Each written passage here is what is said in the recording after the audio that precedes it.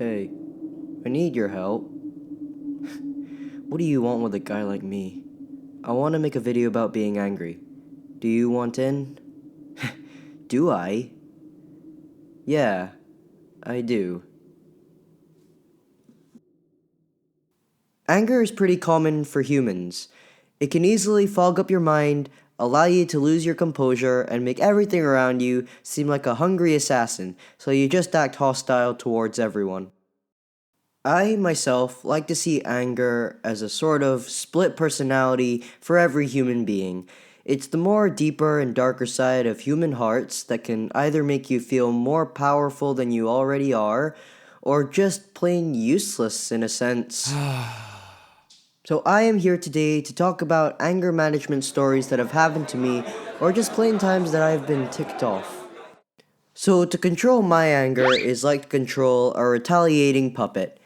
I can definitely understand that everybody has their own personal personality when they turn to their more darker side. But for myself, I would often use my anger as a source of good determination, as well as a sort of power boost of sorts. A common time these things happen is that if I see something that really catches my eye and I tend to earn it as a prize, or if I'm trying to be better than all of the other people around me. I like to think that I'm the sort of person who doesn't like to see people get hurt unless it's absolutely necessary. If somebody gets hits on purpose and starts getting made fun of at it, or if somebody thinks that it's their own fault that they hurt themselves, then that's just sad for me to watch alone. Thankfully, I don't commonly let my anger out. Instead, I keep it all balled up inside of me and allow it to build up first before I can fully channel it out through my music on the piano, and then I'll just smile to myself and just enjoy it.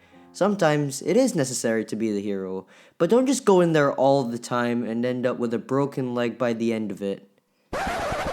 It's not worth it. Okay, here we go. So one time at my school's badminton club when I was just starting my second year of high school, some of the first years who heard about the club thought it would be a great idea to come along and play and have some fun. Yeah, experience! But boy were they wrong. The first lesson for them turned out pretty trash. There were 5 people in total, and by the next week we only narrowed down to 1.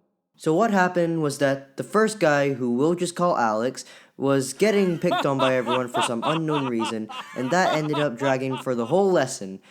But then 20 minutes later, near the end, he sort of just had a mental breakdown and screamed, "Stop laughing at me!" And then he probably ended up quitting the club along with the person who messed with him the most. The second guy, who we'll just call Jerry, just thought that everybody was being an absolute. The other 2 people were okay for a bit until the boy started using a badminton racket to slam the girl with shuttlecocks and mocking her with all of these offensive tones. I ended up feeling pretty sorry for the girl, and all the anger inside me for vengeance sort of welled up. So what I ended up accidentally doing was that when the shuttlecock was flying towards me, I full force slammed it on full impact, and then with all the might it bounced off the boy's head. Did you just hit Brian on purpose? Pfft, no. Why would I do that? The 5th girl ended up staying, by the way. So this next story goes out to my mom. So mom, please don't be mad at me if you remember this. So when I was about 5 years old, I was playing a good old game of cut the rope on my mom's phone. But what I didn't know at the time was that small old-timey iPhones aren't as durable as the more later ones. So I was gaming for a while, sitting behind my best hiding place, the television, and like most things, I managed to get myself stuck on a level. And I'm sure, like most gamers' first instincts when they lose or can't get past a level are to start screaming, swearing, or even on some occasions, start trying to break their device. The smash your device thing sort of happened to me, accidentally.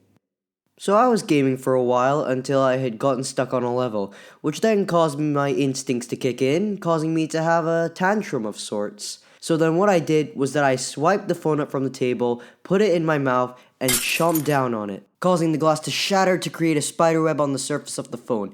Immediately, I began to panic and tried to hide the evidence, but that didn't even last 10 minutes before my mom asked me, "Danish, where's my phone?" "Honey, I'm talking to you. Where's my phone? She ended up finding out about her phone, and I'm not completely sure what happened after that, but I'm pretty sure we went to go to the Apple Store to go get it fixed. Other times I'm pretty sure I get angry are the ones that I'm about to list below. So here they are. Waking me up in the middle of a nap. Me failing at life. The Sans boss fight in the game Undertale. Being disappointed in myself. Gaming. Being overworked in school and practically anything else. Coming second place on some occasions. The Jevil boss fight in the game Deltarune.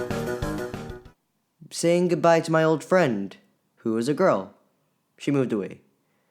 And falling asleep at night feeling like dirt. Now with that final remark, that brings us to the end, ladies and gentlemen.